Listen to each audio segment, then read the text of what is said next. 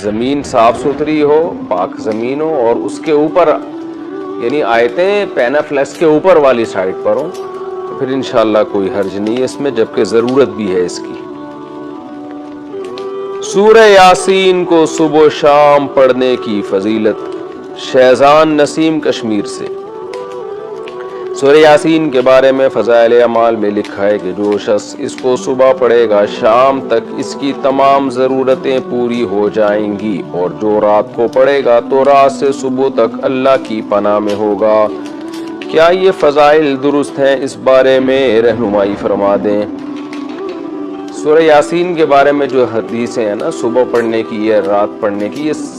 ضعیف اور سند کے لحاظ سے بہت کمزور احادیث ہیں۔ اب بعض علماء کی رائے چونکہ یہ تھی کہ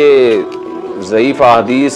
بھی فضیلت میں بیان کرنے میں اور کوئی حرج نہیں ہے، تو شیخ الحدیث حضرت مولانا زکریا رحمۃ اللہ علیہ کا یہی موقف تھا، تو وہ اس لیے انہوں نے فضائل اعمال میں بہت ساری صحیح حدیثیں بھی ہیں تو بہت سی ضعیف حدیثیں بھی لائے ہیں، چونکہ یہ ایک اختلافی مسئلہ ہے کہ کس درجے کی ضعیف حدیث کس بات کو ثابت کرنے کے لیے بیان کی جا سکتی ہے۔ لیکن بعض علماء کا موقف یہ ہے کہ آپ کے پاس صحیح احادیث اتنی ہیں کہ ان پر اگر آپ عمل کریں گے تو ضعیف تک جانے کا آپ کے پاس ٹائم ہی نہیں بچے گا، تو بہتر یہی ہے کہ فضائل کے باب میں بھی جو صحیح احادیث ہیں انہی کو فالو کر لیا جائے تو وہ زیادہ بہتر ہے۔